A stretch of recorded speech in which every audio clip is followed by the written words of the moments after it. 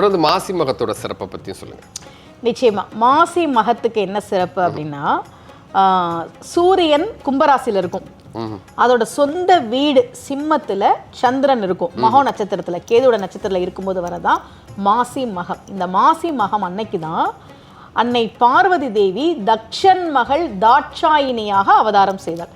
அம்பாள் நிறைய அவதாரங்கள் எடுத்தாள். அவ வந்து மதங்க முனிவருக்கு மகளாக பிறந்தபோது அவளுக்கு பெயர் மாதங்கி, காத்தியாயனுக்கு மகளாக பிறந்தபோது காத்தியாயினி, மலையத்துவஜனுக்கு மகளாக பிறந்தபோது தடாதகை. அப்படி தக்ஷன் மகள் தாட்சாயினியாக அவள் பிறந்தது மாசி மகம் அன்னைக்கு தான்.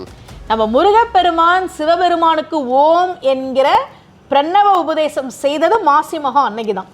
அண்ணாமலையார் மாசி மகம் அன்னைக்கு தான் வல்லாள மகாராஜாவுக்கு ஒவ்வொரு வருஷமும் திதி கொடுப்பார். வருண பகவானுடைய சாபத்தை நீக்கி யார் மாசி மகம் அன்றைக்கு நீர்நிலைகளில் புண்ணிய நதிகளில் நீராடி வழிபாடு செய்கிறார்களோ அவர்களுக்கு பாவம் நீங்கி புண்ணியம் பெருகும் என்று சிவபெருமான் வரம் கொடுத்த நாள் மாசி மகம். இந்த மாசி மகத்துக்கு என்ன சிறப்புனா, இப்போ நீங்கள் மற்ற நாட்கள்னா இப்படி விரதம் இருக்கணும், இப்படி வழிபாடு பண்ணணும்னு இருக்குல்ல, மாசி மகம் மட்டும் நீர்நிலைகளில் போய் நீராடணும். அதுதான் முக்கியம்.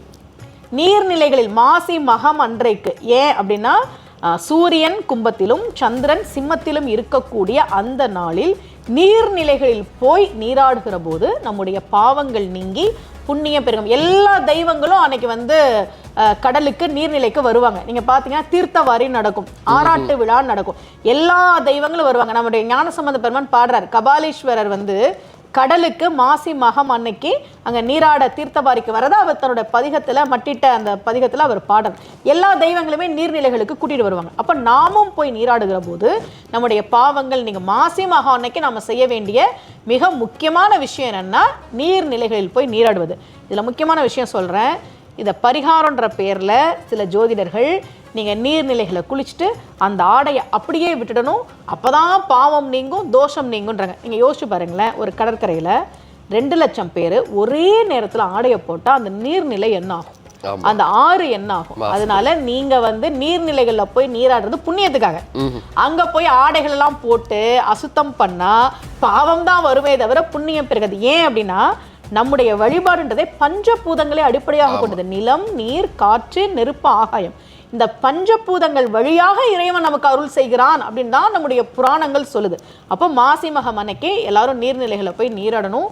ஆடைகளை அந்த நீர்நிலையில் விடக்கூடாது. அவங்க வந்து முறையாக அதை வந்து அப்புறப்படுத்தணும்.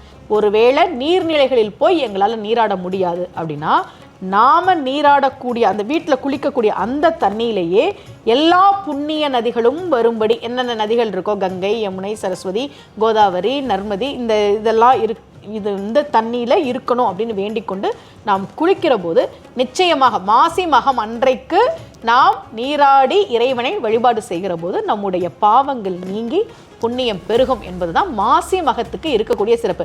நீங்கள் மற்ற வழிபாடெல்லாம் விரதம் இருக்கணும், கோயிலுக்கு போகணும், அபிஷேகம் பண்ணணும், அதில் எதுவுமே இது கிடையாது. மாசி மகம் அப்படின்றதே நீராடுவது, புண்ணிய நதிகளில் போய் நீராடுவது. இப்போ நதியில் நீராட வாய்ப்பில்லாதவங்க எப்படி வந்து அதை அனுசரிக்கலாம்? வீட்டில் குளிக்கிறதுக்கு முன்னாடி நான் சொல்கிற இந்த மந்திரத்தை சொல்லிட்டு நம்ம குளிக்கலாம். அந்த தண்ணி நம்ம நிரப்பி வச்சுருப்போம் இல்லையா, அந்த பாத்திரத்தில் கையை வச்சுட்டு ஓம் கங்கேச யமுனேச கோதாவரி சரஸ்வதி நர்மதே சிந்து காவேரி ஜலேஸ்மின் சந்நிதிம் குரும் அப்படின்னு சொல்லிட்டு நாம் நீராடலாம். ஒரு பெண் வந்து மேடை ஏறி பேசுகிற போது, ஒரு பெண் வந்து அவளுடைய திறமையை காண்பிக்க முன்வருகிற போது அந்த திறமையை நீங்கள் ஏதாவது குறை இருந்தால் நீங்கள் சொல்லலாம். ஆனால் அதை விட்டுட்டு அந்த பொண்ணுடைய உடல் வடிவத்தை நீங்கள் கிண்டல் பண்ணுறது, நிறத்தை கிண்டல் பண்ணுறது, இது ஒரு ஆணுக்கு அவ்வளோ சீக்கிரம் வராது. குடும்பம் முக்கியம்னு நினைக்கிற பெண் நான் நிறைய பெண்கள்கிட்ட சொல்லுவேன், குடும்ப அமைப்பை விட்டு வெளியே வாருங்கள் பெண்களே, தாலியை கலட்டி வீசுங்க. இப்பெல்லாம் யாராவது சொன்னால் ஏமாந்துடாதீங்க. சரி, குடும்பத்தை விட்டுட்டு வந்து என்ன பண்ணுவீங்க? உங்களை நீங்கள் தான் பார்த்துக்கணும். குடும்ப அமைப்பில் சில சிக்கல்கள் இருக்குது, இல்லைன்னே நான் சொல்லலை.